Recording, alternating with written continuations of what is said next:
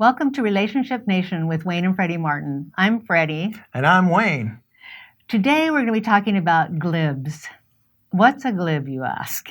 A GLIB is a person who is willing to grow, learn, invest, and build in a relationship. That's very important because you, as a person who's looking for this long-term loving relationship, you need to become a GLIB too and find your mirror who is also a GLIB. So explain, what's that mean? So a GLIB is a person that believes in personal growth and is willing to go out and learn new things and apply them in their lives and in their relationship.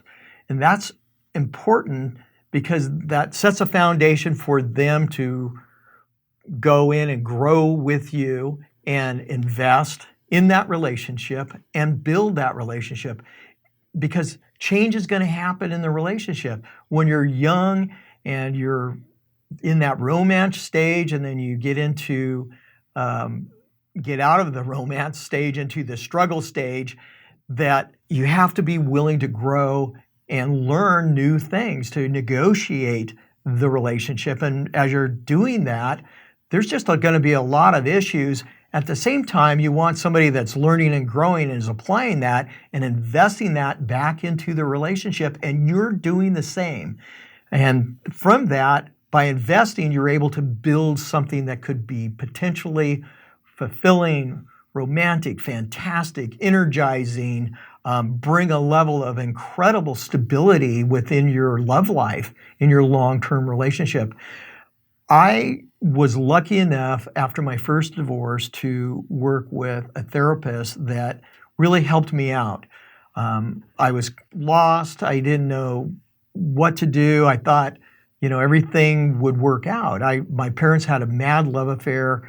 They always worked it out, and I just couldn't figure out why I couldn't have that. And one of the tips that he gave me was, if I'm out dating and I'm with that person, is don't just listen to what they're saying. People say a lot of things, but watch what they're doing. How do they interact with the world? What is their personal view about learning and growing and investing in friendship and relationships? And are they building something? Do they have a self-awareness that they create partnerships around them, a community, and they have meaning and value in their life? And so that became very important to me as I was dating. And I dated a number of people until I met Freddie. We were really good friends for a year and a half, and it dawned on me that Freddie had those ingredients that I was looking for. And it wasn't particularly obvious in the beginning, just because at that time I didn't really know what to look for. And from that, we were able to come together, and we've had an incredible 30 years. And we've had multiple significant relationships. She's basically my third wife, and I'm her fourth husband. At some point, it was like crazy. We didn't know what we were doing until we got the help and the insight. And this was very, very foundational for looking for a person that you could actually grow with and have a future with.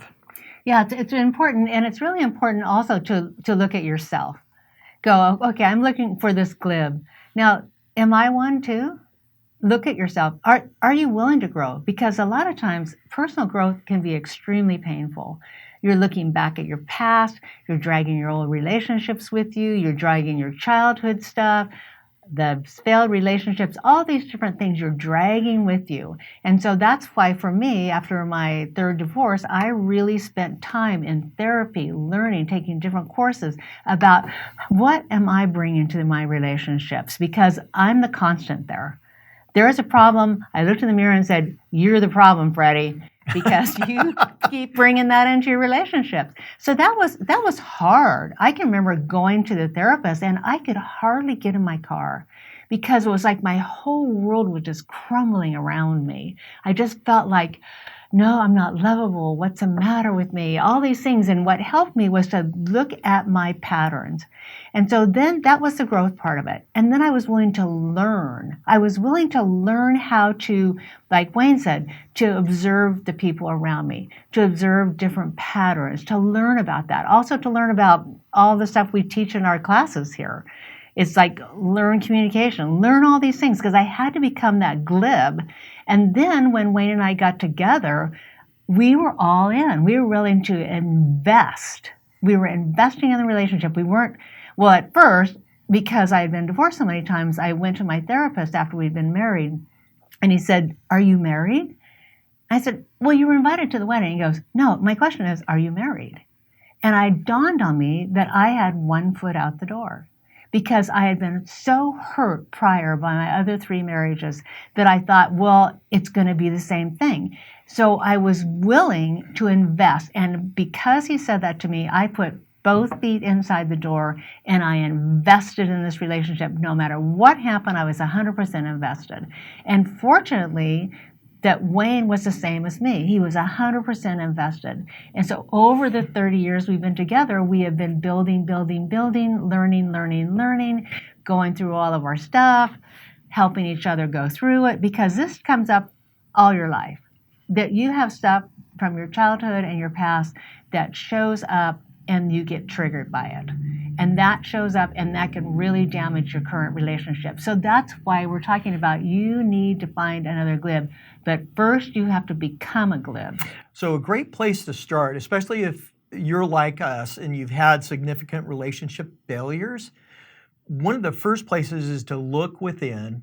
The other thing is look at the failures and learn how to forgive yourself. Yeah. That is critical. So that is a growth process, a learning process that will allow you to bring something from your past, heal it, and actually make it something that you can take into your next relationship. Maybe not make the same mistakes, maybe be clear, maybe have better self-esteem and better strategies.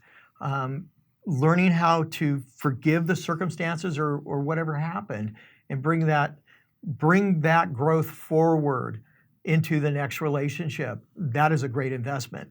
I think the other thing that's important is for you to be with a partner that you're investing with and you're growing with. Like for Freddie and I, we did Tony Robbins. We read a lot of books. We shared a lot and we grew together. It was very exciting for us to get new knowledge, new tools that really helped our relationship, because we had such a poor track record and we were boundaryless a lot of times. You don't know what you don't know, you're discovering, but it builds empathy and compassion because you know your partner is going through the hard stuff right along with you, and you get the sense that, hey, it's inspiring. It's inspiring to grow. It's inspiring to learn. The other thing is it really helps create polarity in the relationship because you have new things to talk about and discuss. It isn't like you're in this stability stage of a relationship and then it grows tired and old. And then you can see couples, they don't grow and they don't invest and build their relationship, and the kids move out or someone retires, and then they don't have a lot in common and they don't know how to fire each other up. Or if they come to a point where are they better together or not? And that's really sad when you've shared a life. Not that it's the end of the world, but how awesome would it be to be able to have this fantastic romantic relationship, to be able to expand your relationship, to actually stand for something as a couple. And I think that the foundational part of that is always look for that person through observation to see if they want to grow, learn, invest, and build. And that will serve you greatly. Absolutely.